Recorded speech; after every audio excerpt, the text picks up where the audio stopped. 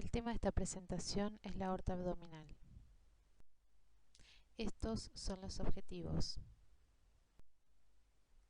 Este es un corte coronal de abdomen donde se exponen los elementos del retroperitoneo. La vena cava inferior se encuentra seccionada para descubrir la aorta y sus ramas. Aquí se señalaron con líneas rojas horizontales los límites cefálico y caudal de la aorta abdominal. La porción abdominal de la aorta, de aproximadamente 13 centímetros de longitud, se extiende desde el hiato aórtico del diafragma a la altura de D12 hasta su bifurcación terminal en las dos arterias ilíacas comunes, señaladas en color rosa, frente al cuerpo de la cuarta vértebra lumbar. La aorta abdominal desciende por delante de los cuerpos vertebrales a la izquierda de la vena cava inferior. Sus ramas se pueden dividir según su territorio de irrigación en viscerales y parietales. Comenzamos con las ramas viscerales. En este corte coronal de abdomen, al mismo nivel que la imagen previa, se visualizan las estructuras del retroperitoneo. Se señala la emergencia del tronco celíaco a nivel de D12 seccionada. Sección coronal de abdomen. El corte es más superficial que el visualizado previamente para permitir identificar las tres ramas del tronco celíaco. En primer lugar, se señala la arteria esplénica.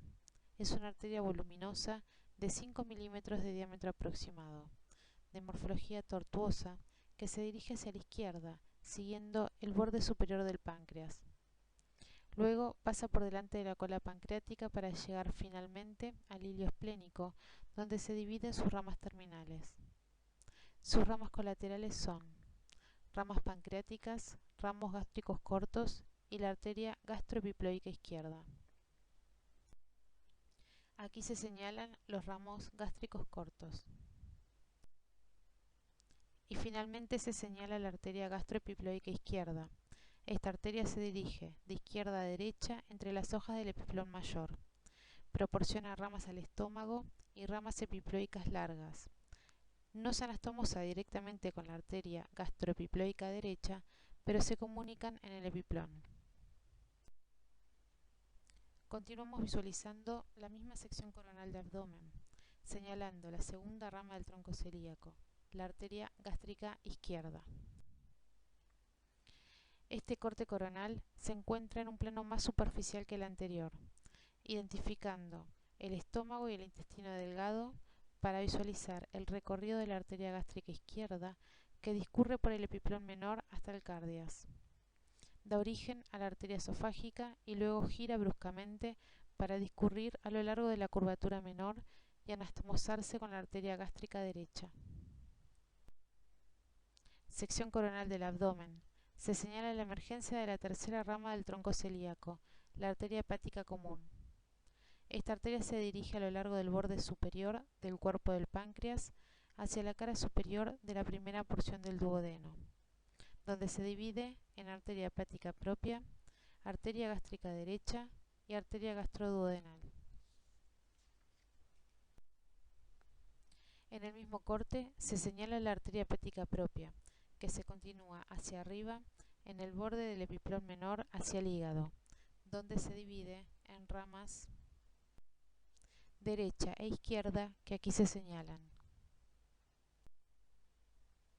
En esta vista coronal, donde se seccionó el epiplón mayor y el colon transverso, se señala la tercera rama de la arteria hepática común, la arteria gástrica derecha. Esta arteria se dirige a lo largo de la curvatura menor del estómago entre las hojas del epiplón menor. Irriga el duodeno y el estómago y se anastomosa con la arteria coronaria estomáquica o gástrica izquierda. Aquí se señala la arteria gastroduodenal que desciende por detrás de la primera porción del duodeno con el conducto colédoco a su derecha. Al llegar al páncreas, la arteria gastroduodenal se divide en arterias gastroepiploica derecha y pancreático duodenal superior anterior. Utilizando un corte coronal más superficial, se señala la arteria gastroepiploica derecha que se dirige hacia la izquierda a lo largo de la curvatura mayor del estómago entre las hojas del epiplón mayor. Si bien no se anastomosa directamente con la arteria gastroepiploica izquierda, señalada en la siguiente diapositiva, ambas se comunican en el epiplón. Utilizando nuevamente la vista coronal de un plano abdominal profundo, donde se identifican las estructuras del retroperitoneo, se señala la emergencia de la arteria mesentérica superior.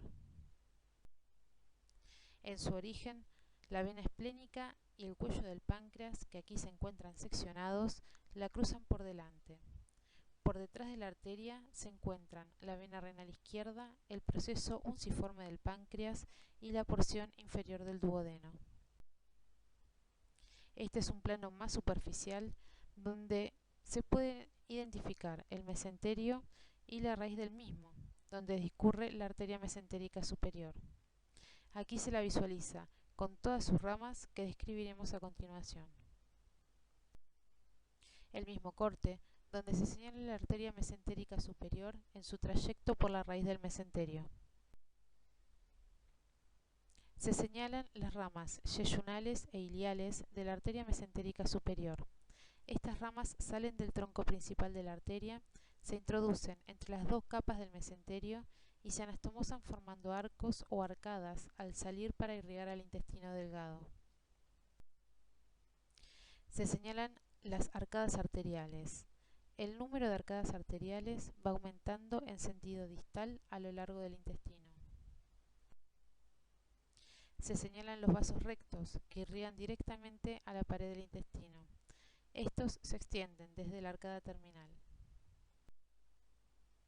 Se señala la arteria iliocólica, que se dirige hacia la fosa ilíaca derecha, donde se divide en ramas superior e inferior. Aquí se señala la rama inferior de la arteria iliocólica, que continúa hacia la unión iliocólica y se divide en ramas cólica, cecal, apendicular e ilial. Aquí se señala la rama superior de la arteria iliocólica, que asciende con el colon ascendente y se anastomosa con la arteria cólica derecha. Aquí se señala la arteria cólica derecha, que se dirige a la derecha en situación retroperitoneal para irrigar el colon ascendente. Cerca del colon se divide en una rama descendente que se anastomosa con la arteria iliocólica y una rama ascendente que se anastomosa con la arteria cólica media. Aquí se señala la arteria cólica media, que se introduce en el mesocolon transverso, dividiéndose en ramas izquierda y derecha. La rama derecha se anastomosa con la arteria cólica derecha y la rama izquierda con la arteria cólica izquierda, rama de la arteria mesentérica inferior. En este esquema, que representa un corte coronal exponiendo los elementos del retroperitoneo, se señala la emergencia de las arterias suprarrenales medias. Estas son pequeños vasos pares que se originan un poco más arriba del nivel de las arterias renales. Pueden faltar o ser múltiples, irrigar una parte considerable de las glándulas suprarrenales o irrigar principalmente la grasa perirrenal. Utilizando nuevamente la vista coronal de un plano abdominal profundo, donde se identifican las estructuras del retroperitoneo, se señala la emergencia de las arterias renales derecha e izquierda. Estas nacen cerca de la segunda vértebra lumbar. La arteria renal derecha, generalmente más inferior que la izquierda, pasa por detrás de la vena cava inferior. Cada una da origen a una o más arterias suprarrenales inferiores. Una rama para el uréter, ramas para la grasa adyacente y la pared, y después se divide en sus ramas primarias.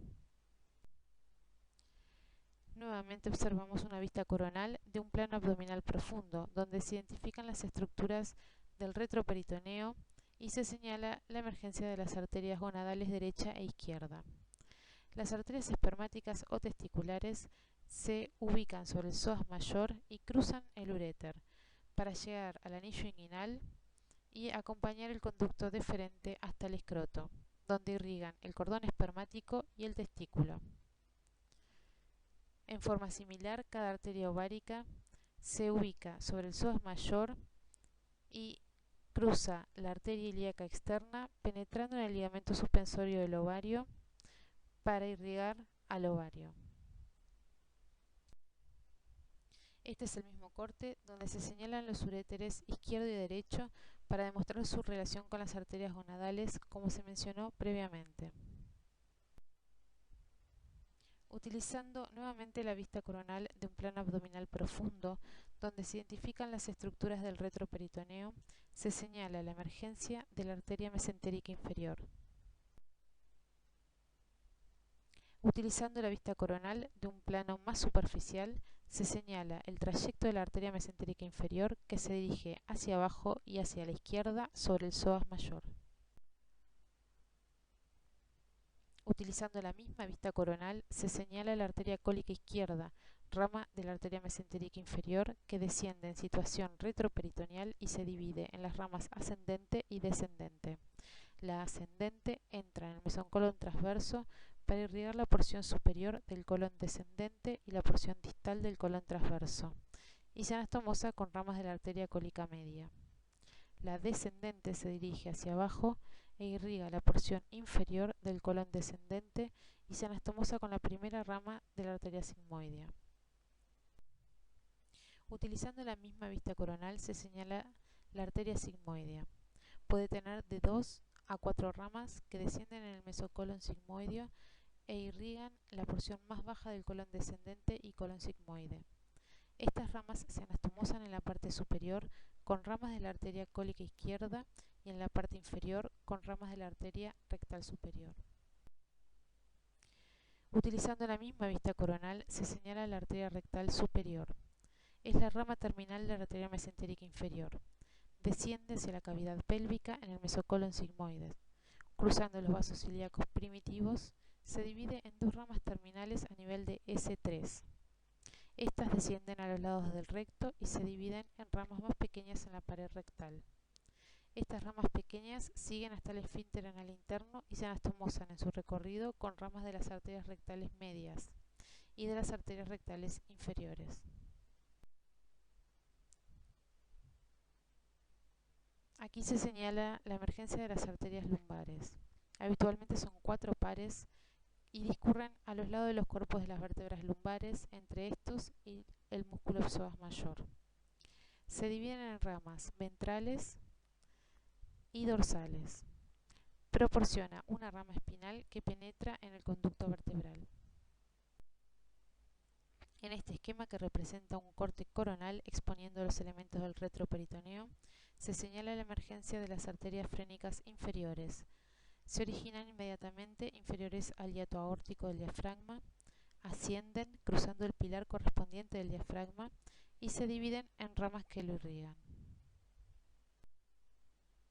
En el mismo esquema se señala la emergencia de la arteria sacra media. Es una rama parietal impar que tiene su origen por detrás de la aorta, inmediatamente por encima de la bifurcación, y se dirige hacia abajo, primero sobre la cara anterior de las vértebras lumbares inferiores y después del sacro y el coxis. Utilizando nuevamente la vista coronal de un plano abdominal profundo donde se identifican las estructuras del retroperitoneo, se señala la emergencia de las arterias ilíacas. Cada una se dirige hacia abajo y hacia afuera y termina a nivel del disco lumbosacro, dividiéndose en arterias ilíacas interna y externa. La arteria ilíaca primitiva derecha generalmente es un poco más larga porque la aorta está a la izquierda del plano medio en su bifurcación. El uréter cruza por delante, ya sea la bifurcación de la arteria ilíaca primitiva o la parte superior de la ilíaca externa. La arteria ilíaca primitiva izquierda tiene por delante de ella el vértice del mesocolon sigmoides y los vasos rectales superiores.